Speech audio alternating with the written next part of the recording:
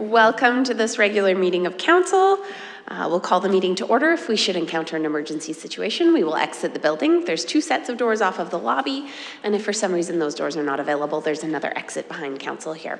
Our muster point is located near the gazebo in Lions Park, and we will not re-enter the building until given an all clear from staff. Councillor Rilling, are you prepared to bring us the land acknowledgement tonight? Oh, let me help you with that. There you are. That's the emergency. Second part of that. Okay.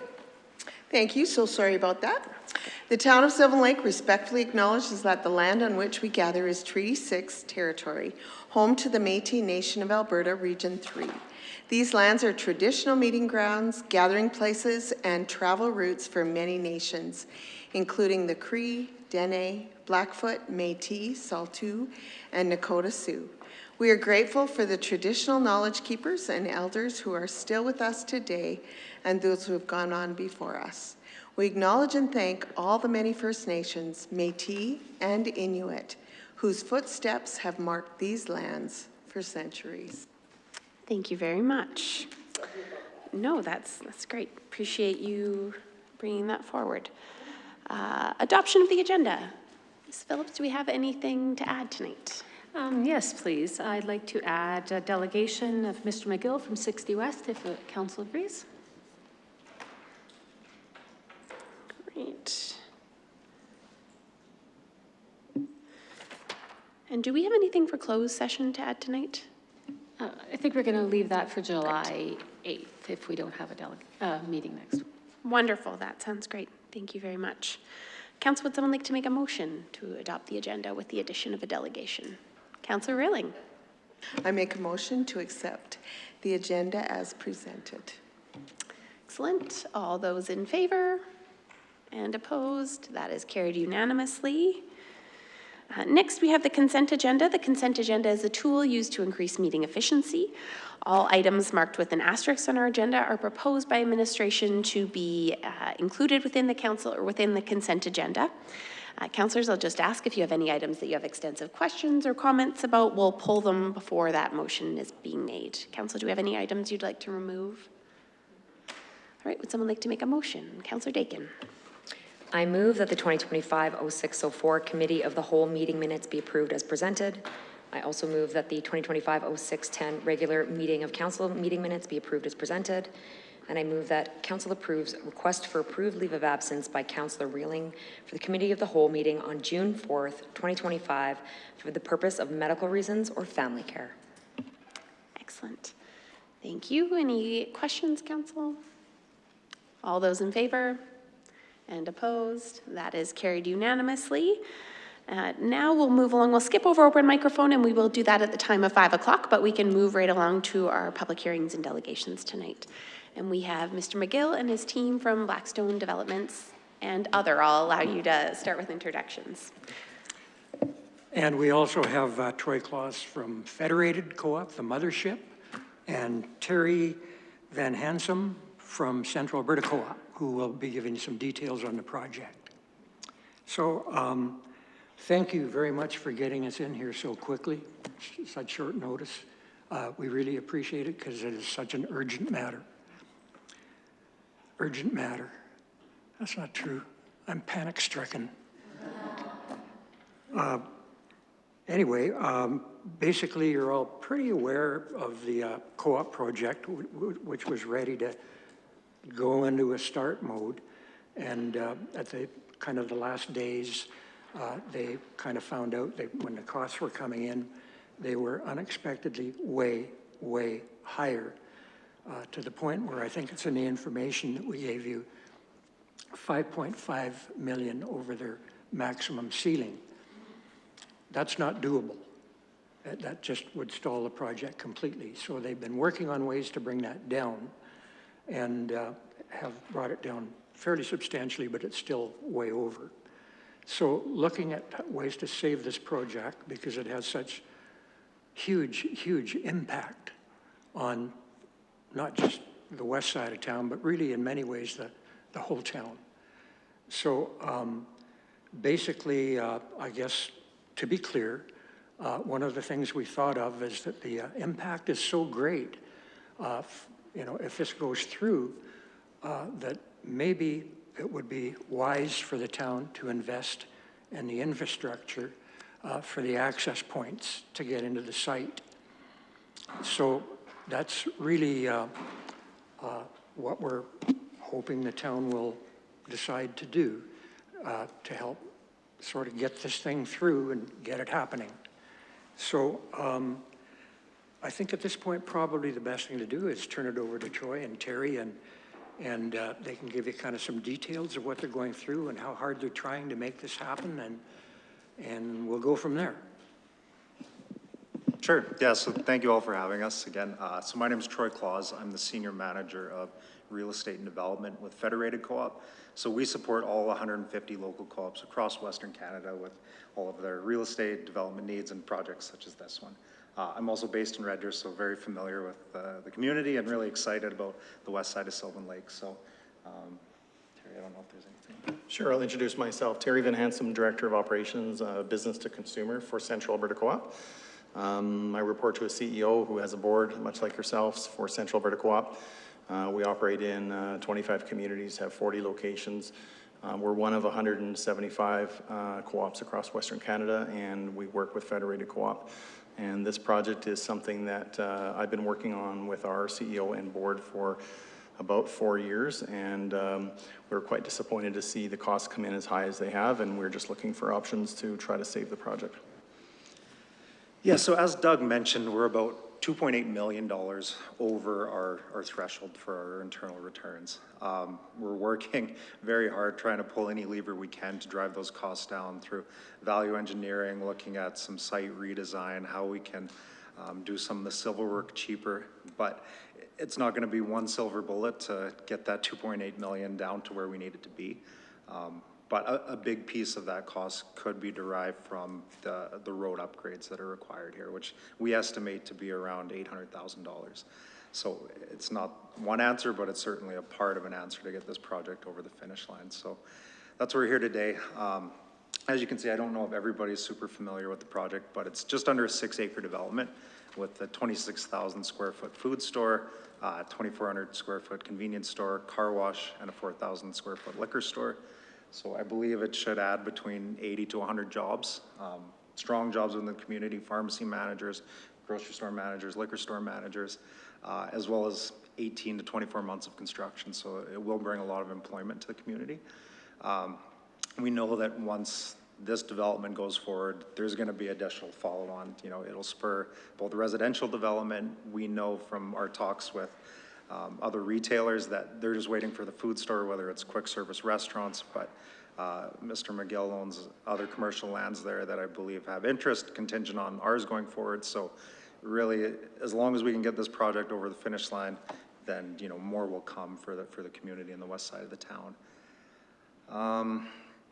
Yeah, that's basically the extent of it. As Terry mentioned, these projects take years and years to come to fruition. We've been working at it for 4 years. If this project doesn't go ahead for co-op, Doug will be looking to go to a different grocery retailer to try to convince them to come, and they'll be starting from scratch. You'll be 5 years away from having another food store if co-op doesn't put this over the finish line, which we're hopeful we can make happen. Yeah, so, you know, about 4.5 years ago, when I started with Central Alberta Co-op, we started looking at Sylvan Lake because it was one of the fastest growing communities in our service area. And at that time, the development wasn't growing fast enough to warrant, you know, not enough rooftops to warrant the investment, so we put it on ice. We continued to watch Sylvan Lake, and over time, we invested in a couple market analysis and got to the point where we're seeing significant growth in Sylvan Lake, as you know, living here and working here. And, you know, we have looked at the growth projections, looked at consumption, looked at the sales, and essentially provided or was able to get good projections from FCL and the experience of, you know, the over 100 retails to get to the point where we're comfortable with these numbers, and basically given the parameters of an investment that allows a certain amount of construction costs. And we decided to carry forward with some estimates and eventually get some some tenders, and we're quite surprised and disappointed that the costs came in as high as they have. And despite the knowledge and despite the efforts to see what we can do, we're here today to see if there's some other solutions.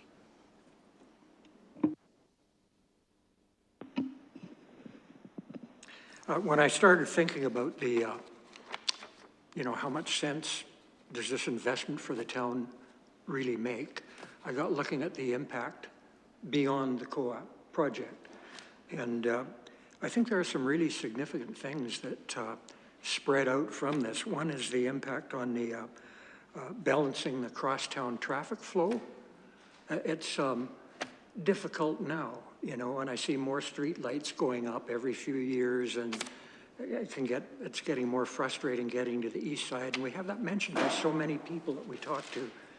And this really will basically stop a lot of the traffic that needs to go to the east side, because that's where everybody has to go to get stuff.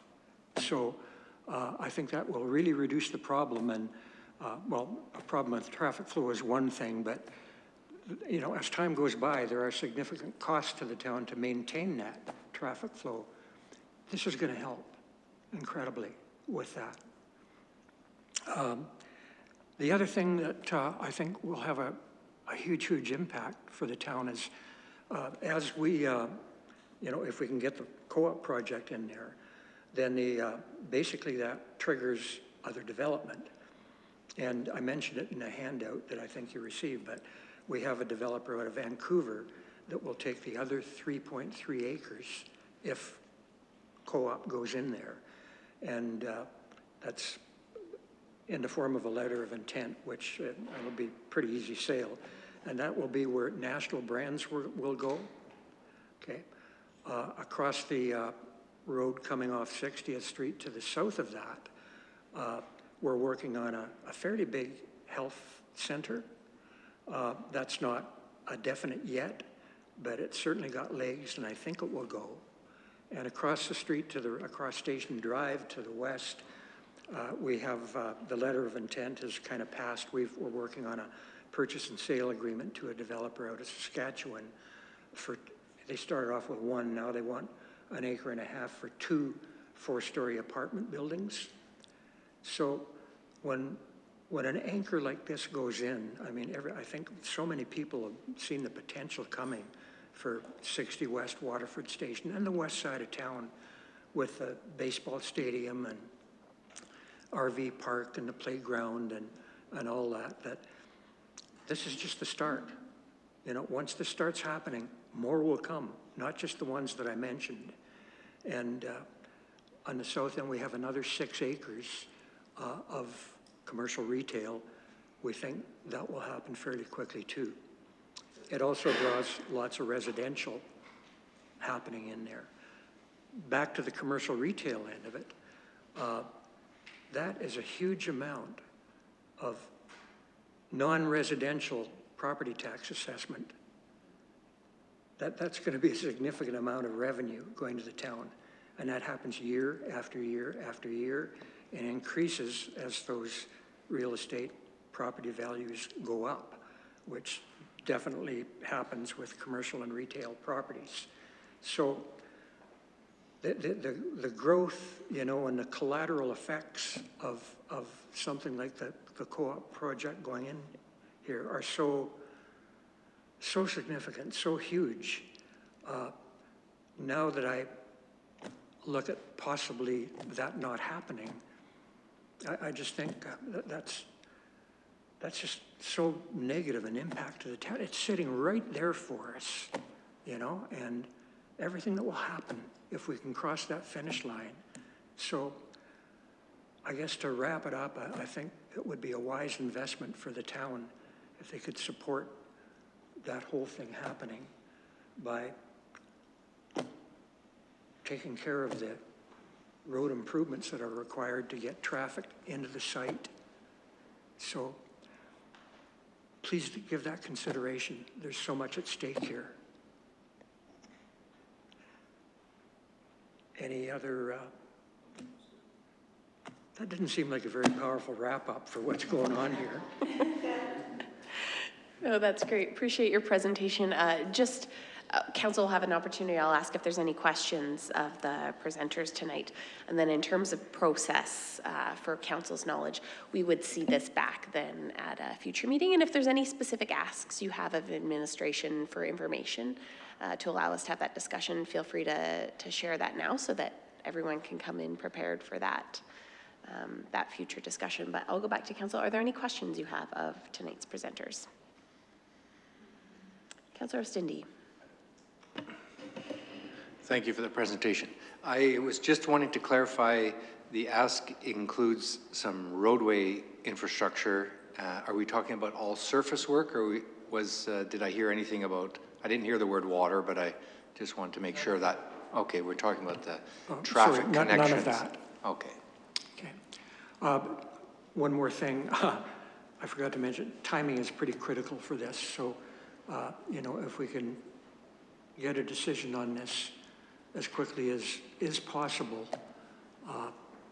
that would really be critical. Excellent. Council, do we have any other questions? Seeing none, I'll thank you for your presentation.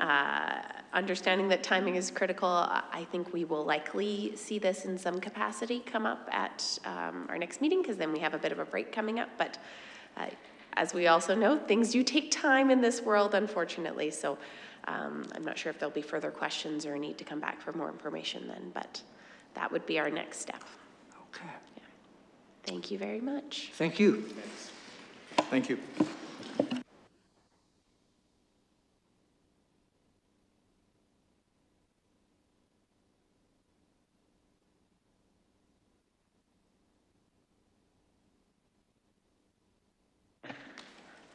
All right, council, next we'll go into business item 7A, commercial patio. Mr. Symington. Thank you, Your Worship, and good afternoon, Council. So this is for Council to consider development application DP 201-2025 for a licensed commercial patio requiring a relaxation to allow the patio within a yard facing residential uses. This would be the 5th time that the applicant has applied for this patio. They've got one in 2021 and the succeeding years to last year. The applicant will operate the patio from June to September within the parking lot, and it's proposed to be 18 feet by 28 feet. The site itself has 42 parking stalls, and the applicant is proposing to use 4, which leaves 38 parking stalls for use within the site. It meets all the requirements of commercial patio regulations, except for being located on the north side near residential properties. It was circulated to adjacent landowners. There was one comment received after the report was written, and basically it was a great idea, let people have fun. So staff is recommending approval of the temporary permit with the listed conditions. I have a comment / question that I know is against the recommendation. We've asked this question every year. Can this be a multi-year approval? I know the answer every year is things could change from year to year. And I guess I just want to express before we put a motion on the table, I am comfortable with a 2-year approval here. Knowing that there is some risk that the whole business shakeup could happen and we could be short a couple parking stalls. But as I learn more about parking needs, I just think that that's a risk that I'm willing to take. And this feels like an extra red tape step that we have brought it back this many years in a row and continually approve it. So I know that there's some hesitation in that. I think 2 years would be a reasonable time. And I'd like to see us make a slight amendment to item number 10 in the proposed resolution that allows for the approval for this summer and for next. but I don't have that wording prepared, so I am really looking for, if there's no major objections, some support in rewording clause number 10. Councillor Ostindi. We could change the word or the number 2025 to 2026 would be one way just to simply do that. I had a question with regards to parking discussions we're having around future development and what's come before through our HAF conversations. As anticipated, if those approvals go forward, would this be needed in the future? Because the anticipation was there would be relaxation with number of parking stalls for different developments, and we were thinking mostly in the context of apartments. So I'm wondering, would this fit in with this as well? Through the chair, so the current parking relaxations would only apply to apartments, as well as we were looking at, I'm trying to remember now what they were, the apartments and in the R5 and the R2, so they wouldn't impact the parking requirements for any of the commercial uses. But then saying that, we would review every proposal and there would always be the opportunity to maybe look at relaxing those parking requirements, even through the approval of the deck. I mean, if they were losing maybe 1 or 2 spots, I can't see that being a big concern, depending on the uses that were going into that strip mall. Maybe there's a future conversation about temporary relaxations on commercial spots. But anyways, back to this core issue. Yeah. And I guess, thinking of that wording, I think it should say the permit expires on September 30th, 2026 for the months of, or for the dates of May 1st to September 30th. Just to be clear, it's not a year round. That would be consistent. And I guess why I brought that up in the questions portion is, my question is there a real downside to that outside of just the potential risk of parking needs changing that to a 2-year approval versus 1? Does the administration have any concern? Yes, I don't believe so, because there is a number of stalls on that site. And again, depending on the uses, I don't think if they were short 1 or 2 stalls would be an issue for development or planning. And that would save me some work having to bring it in every year. So, no, just kidding. Thank you. Council, do we have any additional questions? Would someone be interested in putting this motion forward? Councilor Parsons. Move that council approve the development permit application DP. Oh, sorry, let me just interrupt. Mr. Symington has an additional note. Yes, sorry for the interruption, but Kim just provided me the additional condition, just so that you're clear on what the patio shall be allowed between May 1st and must be removed by September 30th annually as condition 10, and condition 11, this permit expires on September 30th, 2026. And then it's clear that the patio would have to be removed every year. That sounds fantastic. I'll move that. That sounds great. I think that was a pretty clear one. We are clear. Councillor Parsons' motion is as proposed on page 16 of our agenda with that addition to 10 and now 11. We're all clear? Wonderful. Council, do we have any debate on the item or comments? All those in favor? And opposed? That is carried unanimously. Thank you. Next, we'll move along to development permit 192, 2025, detached dwelling at 4201 Memorial Drive.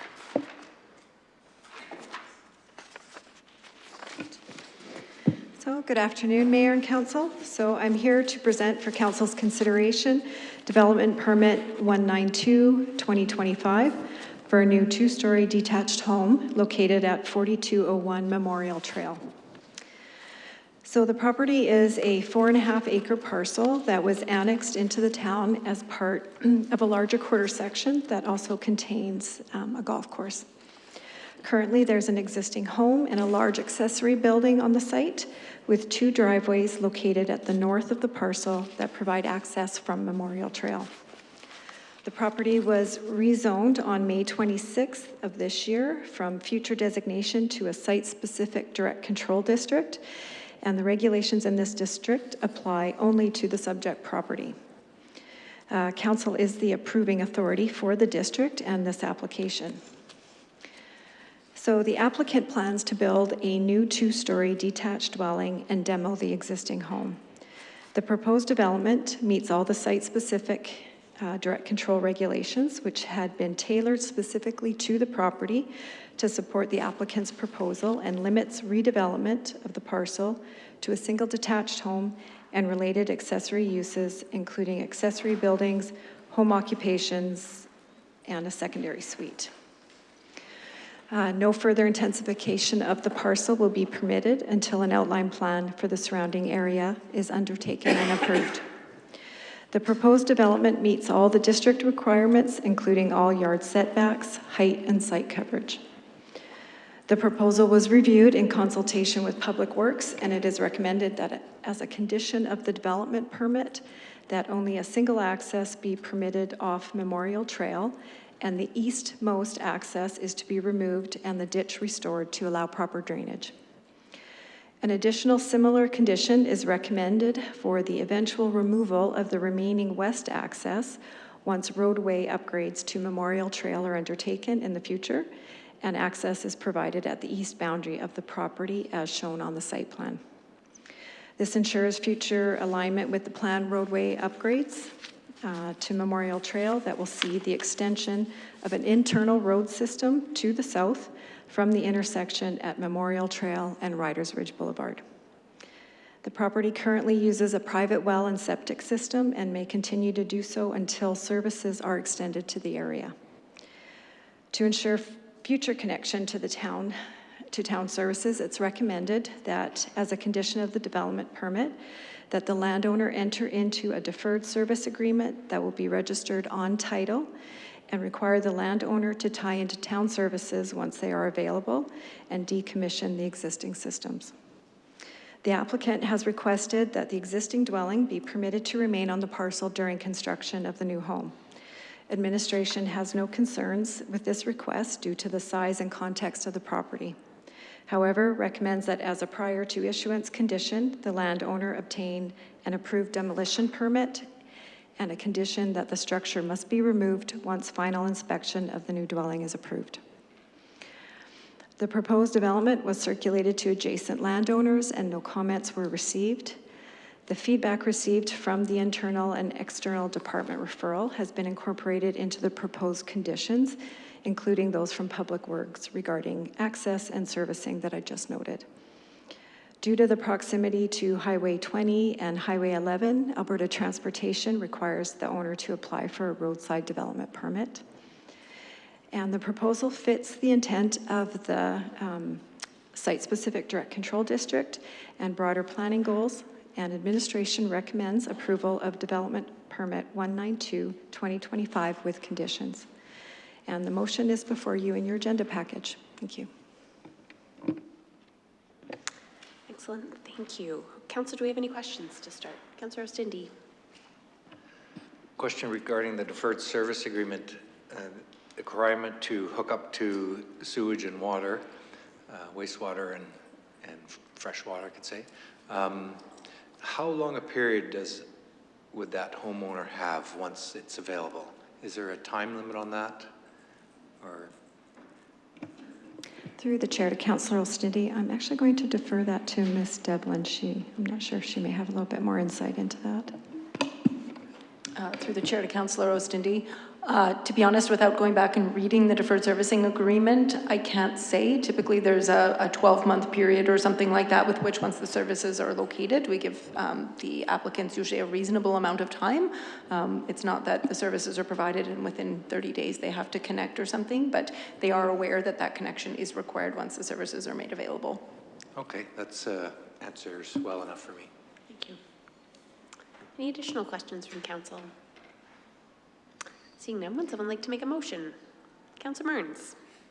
I'll make a motion that council approve development permit 192, 2025 for detached dwelling located at 4201 Memorial Trail, portion of Northeast 21381 west of the 5th, as described in AIR 1195, subject to the following conditions. Excellent. Council, do we have any debate or comments? Seeing none, all those in favor and opposed? That is carried unanimously. Thank you.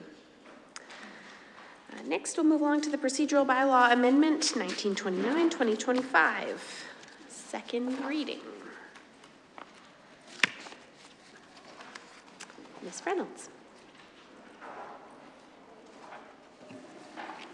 Good evening, members of council. I am here this evening to present the second and third reading of the procedure bylaw amendment, bylaw 1929-2025. The purpose of this report is to amend procedure bylaw 1886-2023 to align with the recent changes in the council meeting schedule that took place on May 26, 2025 during the regular meeting of council. Within the report, you will see we are looking to amend sections 10, 12, 13, and 18 to be in compliance with council's current schedule times and dates with the additions of sections 28 and 29. I welcome any questions or comments you may have. Thank you. Excellent. Council will start with any questions. Councillor Mearns. Yeah, just on item number 6, and I think we had a brief discussion about this just on timing of absenteeism.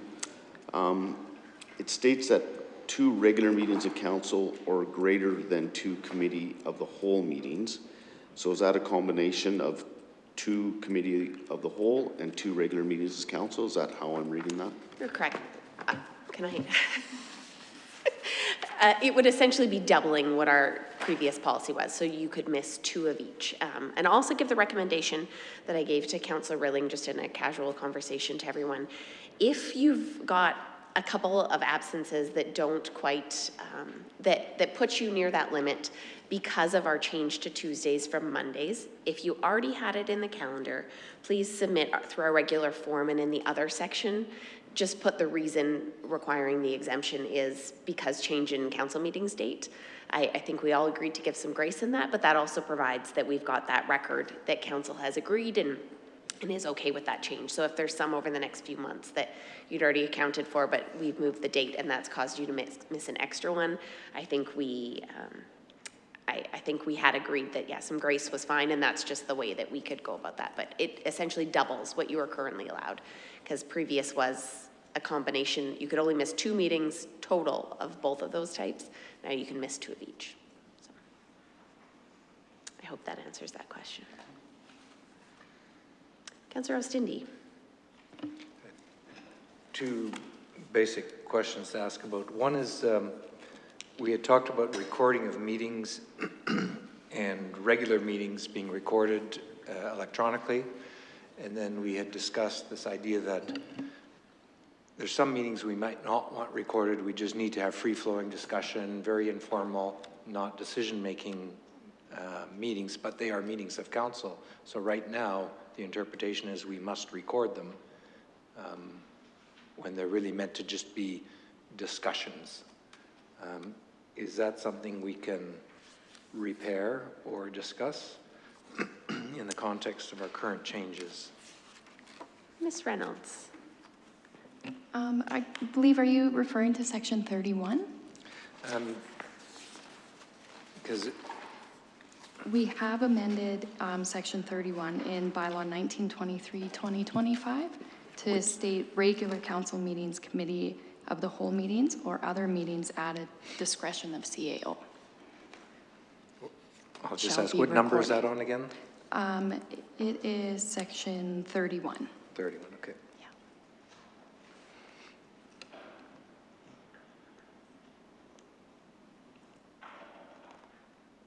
Okay, yep. Thank you. And the other one is about approval. With our changes, I believe we're losing the word approval or a process of approval.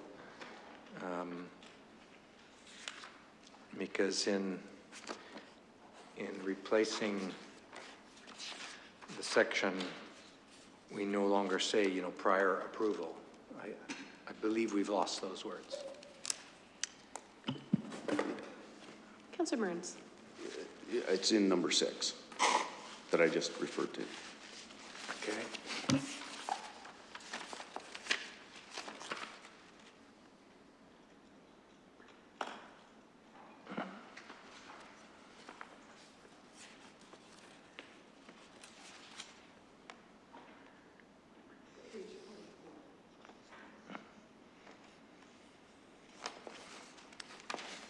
In page 44 of the report, I think you're But looking for where I'm that looking ties right in into the bylaw, yeah. I was just looking into the bylaw. I don't see the words, if we replace those clauses that we're replacing, that we seem to have lost the word pre-approval for absences. That's the part I thought.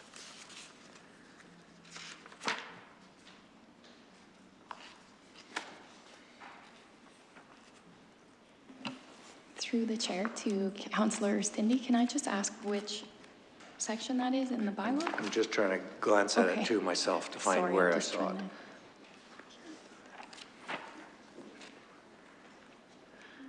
Number 34. 34.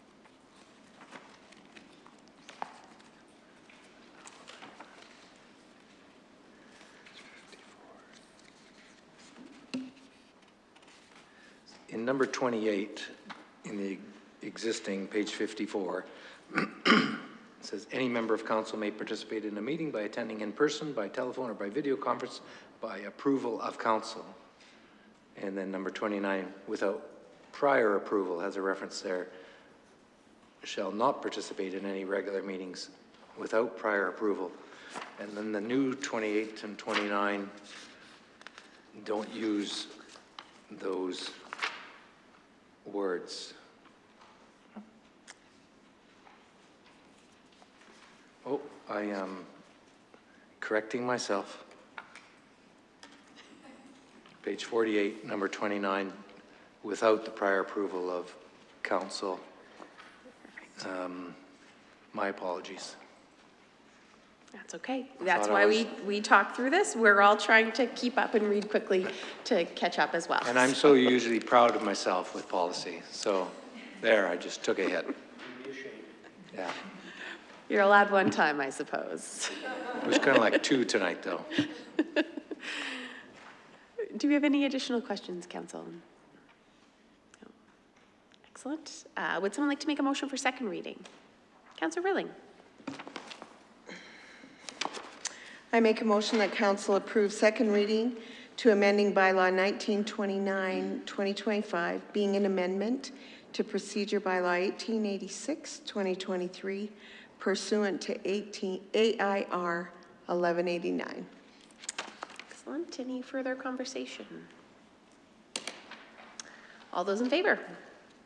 And opposed? That is carried unanimously. Would someone like to make a motion for third reading tonight? Councillor Parsons. Move that council approve third reading to amending bylaw 1929, 2025, being an amendment to the procedure bylaw 1886-2023 pursuant to AIR 1189. Excellent. Last opportunity for any comments or questions? All those in favor? And opposed? That is also carried unanimously. Thank you, council. Thank you, Ms. Reynolds. Correspondence and information items. We've got a number of items, couple of items before us. Is there any questions on those? If not, we'll move into the CAO report. Ms. Phillips.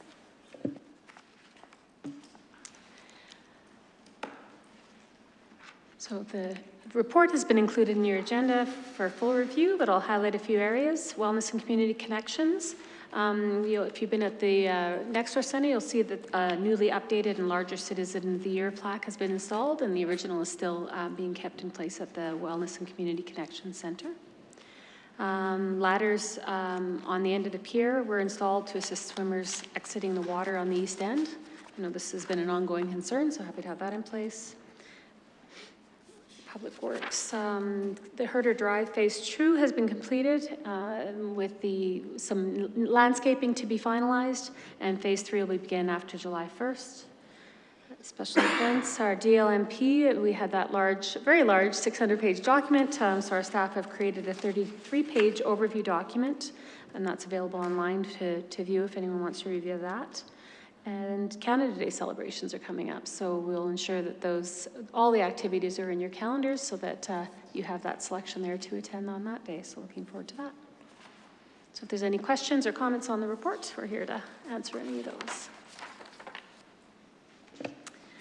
Council, do we have any questions? Seeing none, thank you. Council requests for information and updates. Is there anything else we'd like to add in this category? Councilor Mearns. Just like to know what our course of action is based on the delegation that we heard today. Is there a motion we need for administration to look into that, or what's the best way? We understand there's short time frames, and what's our best way to approach that?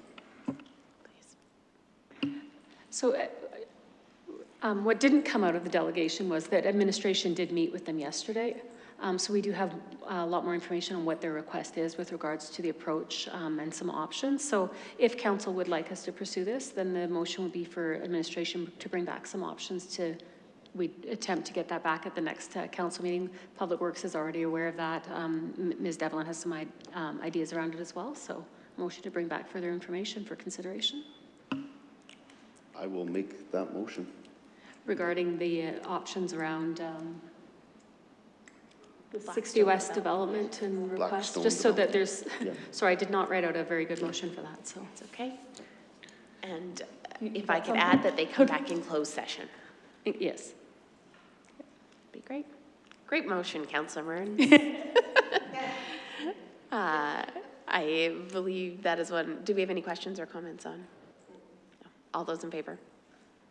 And opposed? That is carried unanimously. Any other council requests for information or updates?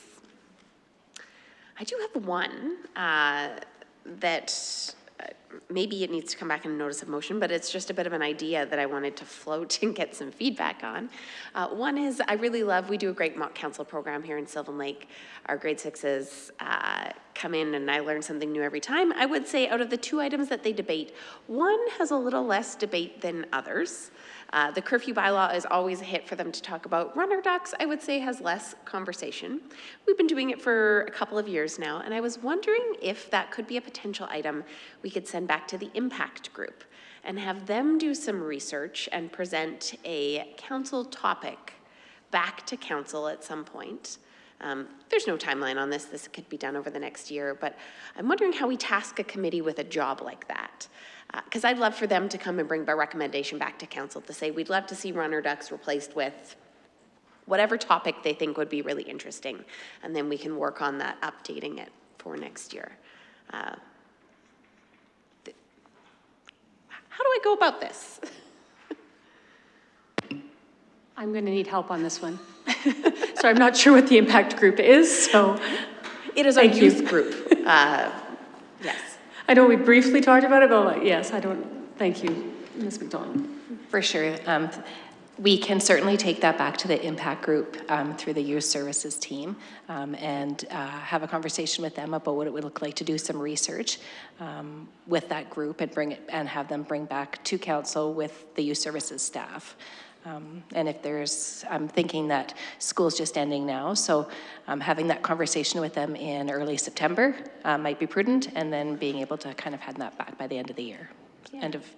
And I would say we typically pick up, we might have a couple in September that the old script is great for. We typically have another rush once spring hits. So ideally, I'd love to make that update. I have done the bulk of those updates in the past, but I'd love to get a youth perspective, and maybe Impact has some ideas that they could have a little voting chart at the flip side that we could get some community feedback on, but I'd love to hear what they would like to discuss. For sure. They have a team meeting with all the youth services staff this week, so I will share that with them and bring it back.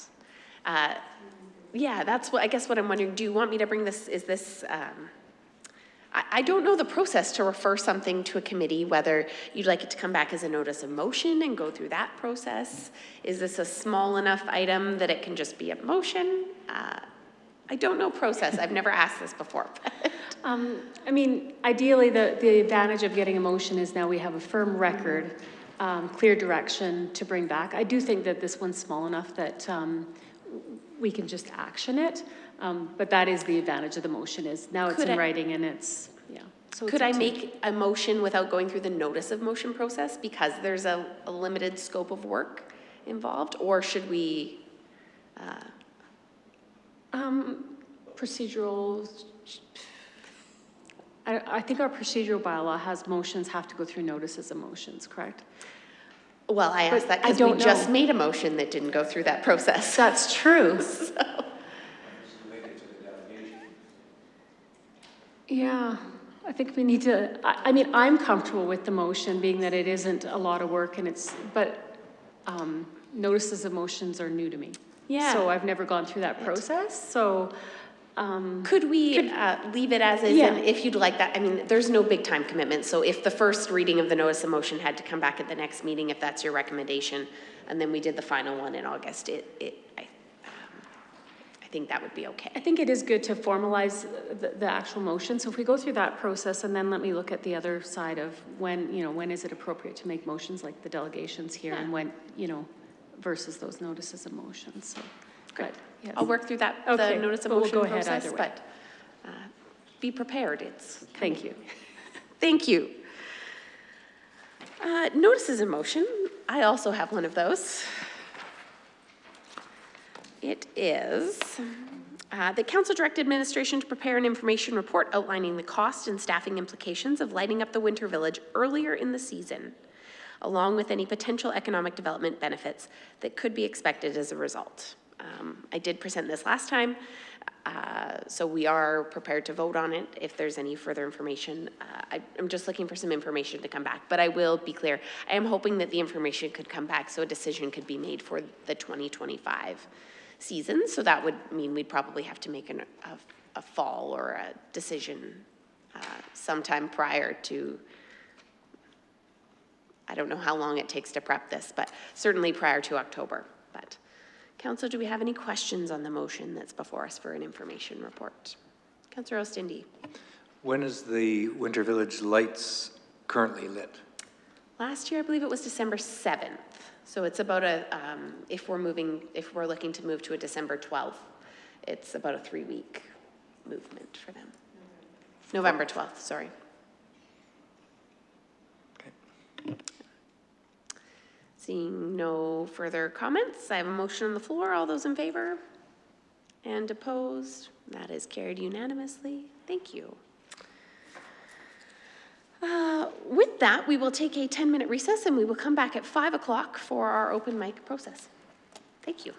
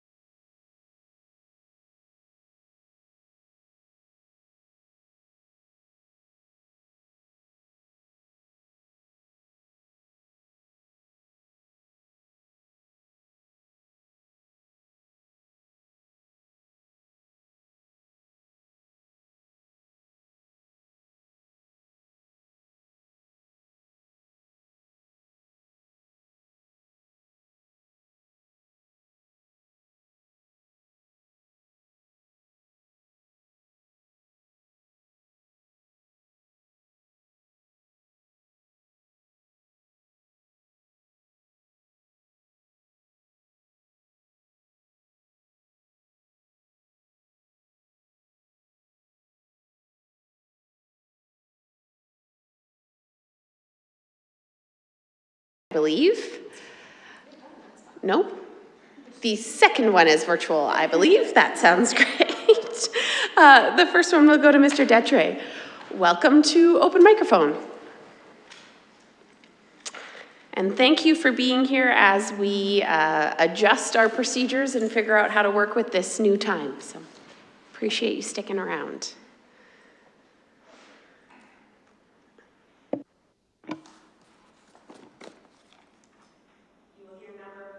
You know the drill, you'll hear the beeps, and then we're happy to hear from you.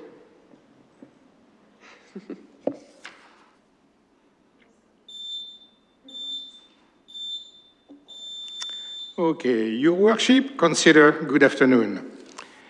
If the 2025 non-residential tax incentive bylaw discussed by the Committee of the Whole on June 4th was exciting, the 2024 resident priority survey presented to the same on June 17 was even more so. Exciting, for it was gathering opinion directly from residents, and better yet, it did so from residents sufficiently interested in the town's future to spend time navigating an online survey. I really wish this type of survey was conducted more often. The RPS dissected residents' response into thin slices, and this was very well made. The comment pages were clear and worthwhile, if only somewhat repetitive. However, I didn't find the overall picture that I was expecting for the Q charts, as the number of voted could be extracted from chart 3, 4, 5, 6. I made the missing table, counting vote from Q3 and Q4 as positive and vote from Q5 and Q6 as negative. So this is the table you have there. And okay, there is a lot of issues with the way voted were collected, and this is addressed already in the report itself, so I'm not going through that. But the purpose was just to create a picture with a number, not saying this is the most interesting, the less interesting, how much interesting, how much reject, and so on. So basically, we go from 82 from road maintenance to minus 60 for tourism. So that's pretty impressive spread. Now, unsurprisingly, the down-to-earth activity receives the strongest support, and the annoyance, aka tourism, receives the lowest support. As you may know by now, I am a staunch supporter of economic development, and I am miffed by the barely positive rating received by this activity, +6. Barely positive. The great work done by Amanda Mercer, our Economic Development Officer, obviously does not seem to resonate with the public, which may not be surprising given the difficulty of the task. But without public support, other activity, possibly less important, may rob budget and resources away from economic development. So I would like to suggest that the town emphasize the need for economic development to the public, given its impact on future tax collection and employment. Respectfully submitted, Mike Détare. Thank you very much. Council, do we have any questions? I think you did a very good example of expressing the need for a bit of change in our survey process. So thank you for reiterating that. Right, we have one more speaker signed up for open microphone. I'm just looking to see, do we have technology? Not working? Okay, we'll give it just a minute or two here.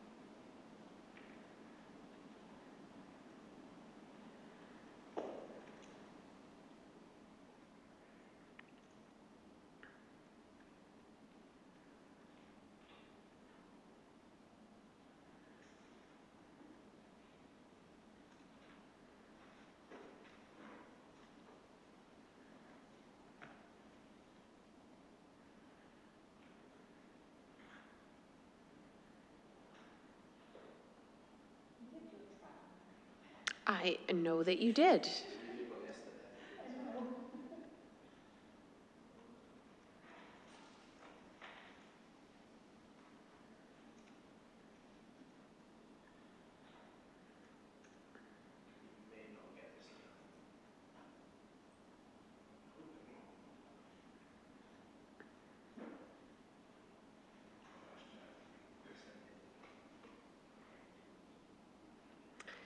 Do we know if there is, I'm just thinking of some ways to work around this.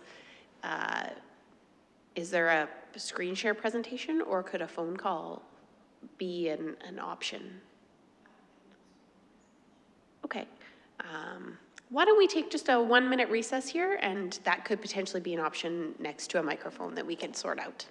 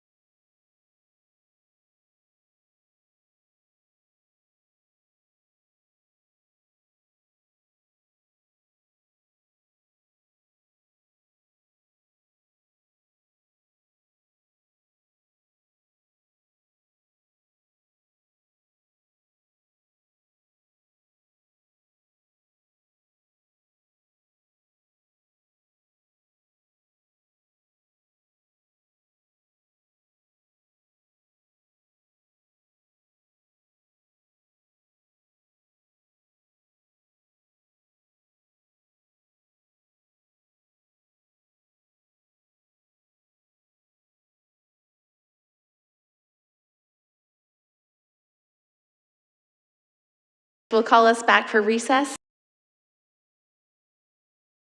John Law, and we were able to get him by phone. So I believe that we can just do a phone to speaker situation here, and we're happy to hear from you, Mr. Law. Go ahead. Okay, good evening, everyone. I know everybody from the mayor and council, but I haven't met your new CAO yet, so good evening. Good evening. What I want to talk to you tonight is what I believe is an inequity in the mill rate system for Water's Edge Marina. The marina is charged the same regular rate as single-family homes or residential rate. However, we don't get the services that the other people get. We don't have snow removal. We don't have street sweeping. We don't use the fire department. I mean, you can't burn water. And although the police are there, we have our own video system that seems to work quite well. And of course, the marina is empty for 7 months of the year. So the only other place in Sylvan Lake that's comparable to Water's Edge is the marina at Marina Bay. And theirs is run a little differently in that they have a homeowners association. And of course, all the homes around Marina Bay do use the services that I mentioned. And their marina bills all the homeowners in Marina Bay back for those services that I mentioned. So I'm respectfully requesting that town council, together with the CAO, review the mill rate for Water's Edge Marina and lower it by 10 or 20% to account for the services we don't and will never receive. Thank you. I appreciate your presentation. Council, do we have any questions for Mr. Law? That was a look of thought, so I just wanted to make sure.